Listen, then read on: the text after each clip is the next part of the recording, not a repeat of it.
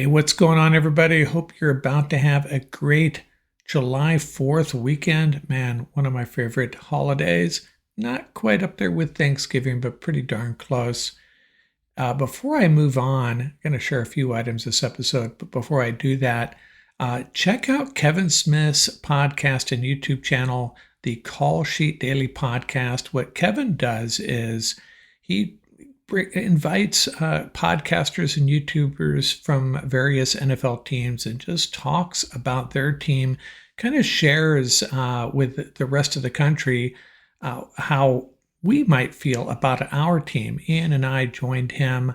You can find that on YouTube and his podcast. That's a Kevin Smith's Call Sheet Daily Podcast. It was a lot of fun. People reach out to me and ask, hey, do I want to talk about the Rams? Silly question, actually.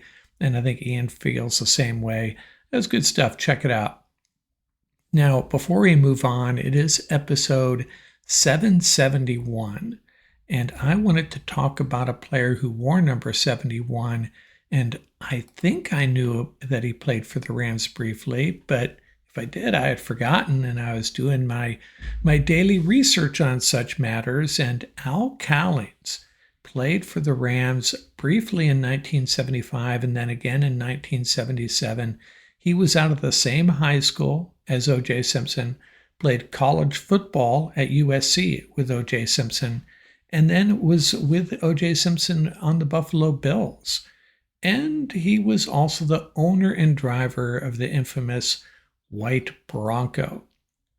So Al Cowins, a defensive lineman, played a little bit of linebacker, and I think he ended up playing in 19 games for the Rams overall. So maybe that's why I forgot about him.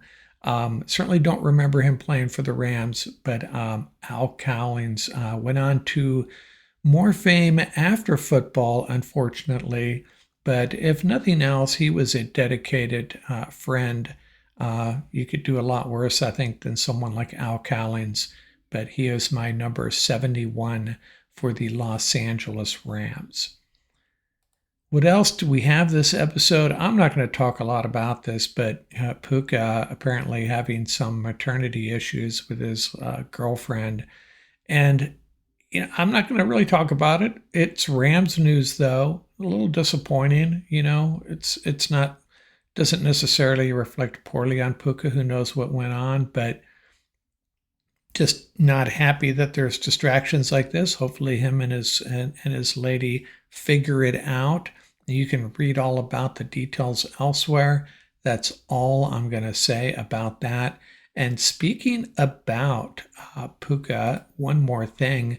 Who was this that wrote this article? Hayden Winks of the Underdog website was calling Puka the Gen Z version of Larry Fitzgerald, similar in size. I thought Larry was a little bit taller, but they're about the same size, height, and weight.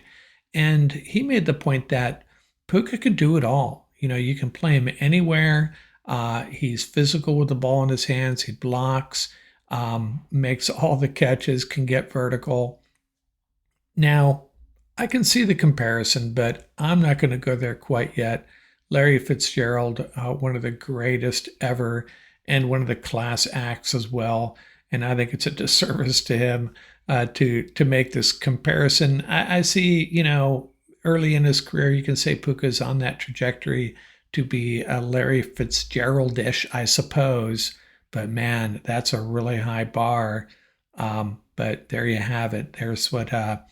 That's what Hayden Winks is sharing with us here in early July. And hey, kudos to Puka getting some recognition, getting the recognition every week from all corners of the NFL stratosphere, you could say. Puka Nacua. Now, Poona Ford, he was interviewed. Where did I see this? I'm not even sure where I saw it. But he was talking about how he wanted to stay on the West Coast in Southern California specifically. And I love these stories because he's a South Carolina guy, East Coast guy, played football at Texas. And I love to hear NFL players celebrating the opportunity to play in California and SoCal. So this is for my buddies out in South Carolina. If you happen to drop in on this podcast, yeah, California ain't so bad. Ask Poona Ford. He is loving it. And he's also celebrating that culture that we talk about so often, that it's he's never been a part of a team that feels so much like a family, fitting in really well. And he may be the most important addition to this team, in my opinion. Devontae Adams aside for a moment, man, if Poona Ford can get this run defense settled, the Rams could be on their way for sure. Now, there was a gentleman, a writer, Jared Fineberg of USA Today. He was talking about the 3 Rams that he thinks deserve more snaps. And before I looked at his list, thought to myself, who do I think deserve more snaps? And I think it's pretty obvious. Most of us think Tutu Atwell and Jordan Whittington do. And I also went with Brennan Jackson. I don't know if it's about deserving more snaps in Brennan Jackson's case, but I certainly want to see more snaps. Give him an opportunity, maybe before Josiah Stewart. It all depends on who delivers in camp, of course.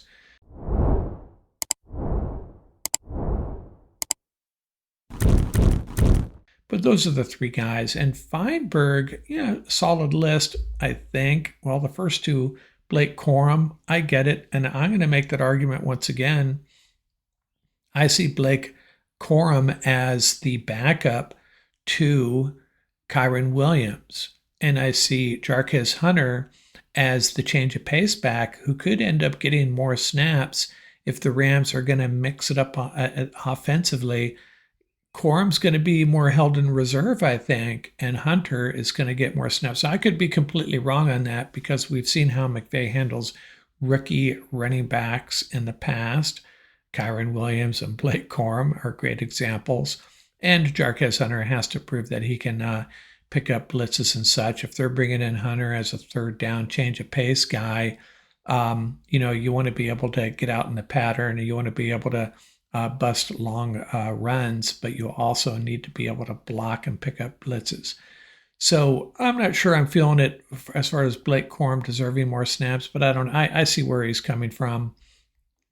Bo Limmer deserves more snaps. Well, let's think about it. Doesn't really make sense if you think about this, because he had almost all the snaps at center last year once he won that job. I guess Jared is projecting that Coleman Shelton is going to obviously get more snaps, and he's not happy with that. But let's wait and see. I feel bad for Bo Limmer. Hopefully he's not, paying the price for a couple of bad plays in a playoff game. But he may deserve more snaps somewhere along that line eventually. We'll just have to wait and see. And Conate Mumpfield was his 3rd guy, and I'm not feeling that yet, deserving of more snaps. I mean, on my list, I had Atwell and Whittington. Mumpfield is going to be the number 6 wide receiver at best. I'd be surprised if he's any higher than that. Maybe number 5. So, yeah, let's hold off on Mumpfield to deserving more snaps. Let's see how his rookie year goes first, shall we? And Nate Landman. Now, this is courtesy of my 2, Cameron DeSilva, I think, is my favorite Ram writer because he keeps it real. He doesn't, no flowery writing. He sticks to the information that I want to hear about, and that's what he shares. And I think that's what's most important. That's what I enjoy. And he adds his perspective sometimes. And he was talking about Nate Landman and interviewed Greg Williams, the Rams inside linebacker coach. And by the way, Wyatt Miller, another Rams Wire staff beat writer, contributed to this. And Greg Williams saying that Nate Landman is fitting in seamlessly, as he put it. And this is a big deal to me because Landman is definitely going to be a big addition in this run defense from a run defense perspective. Now, if you're running Poona Ford, Nate Landman, and Omar Speights out there, maybe it's going to deter teams from running, and they're going to get the ball to their tight ends and their running backs out of the backfield. But I still like the idea of having a solid run defense. And it remains to be seen, which linebackers are going to get the most snaps.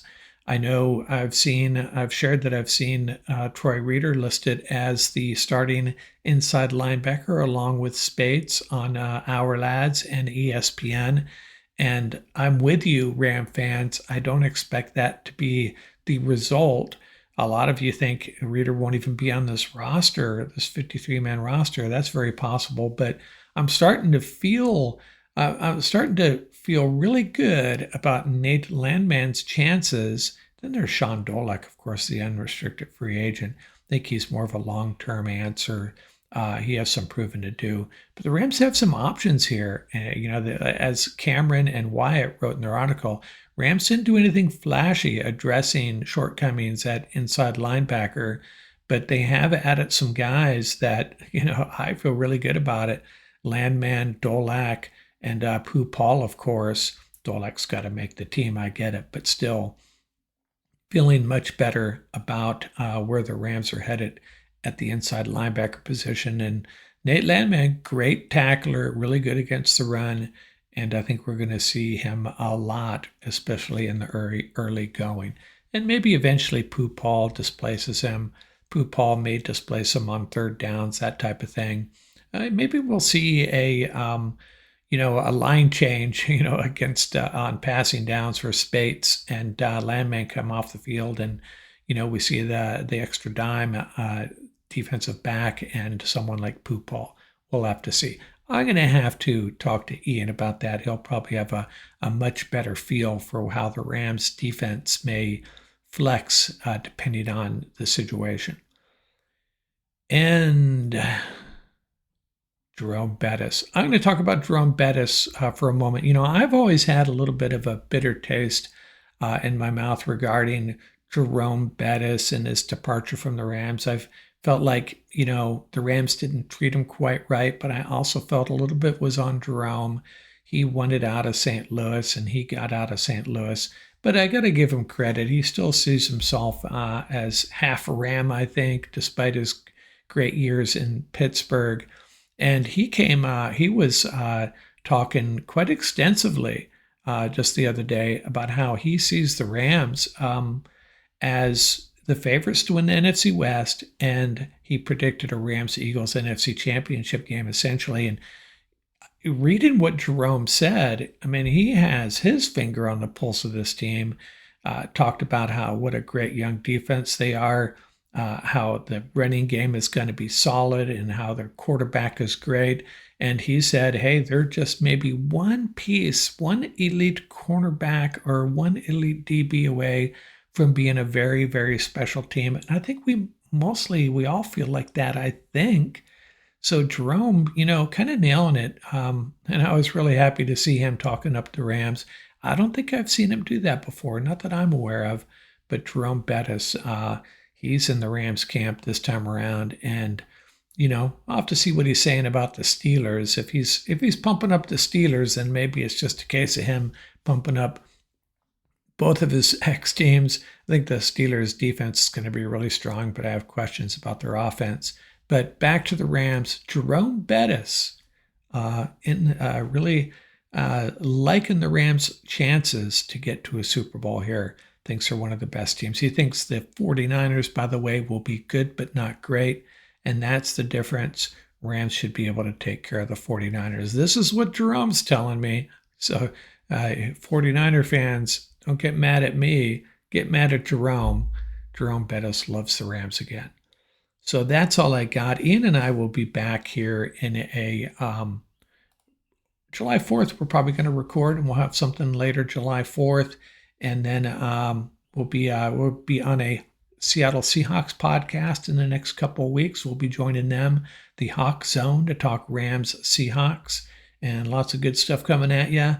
Enjoy this weekend once again out here from Rams Up.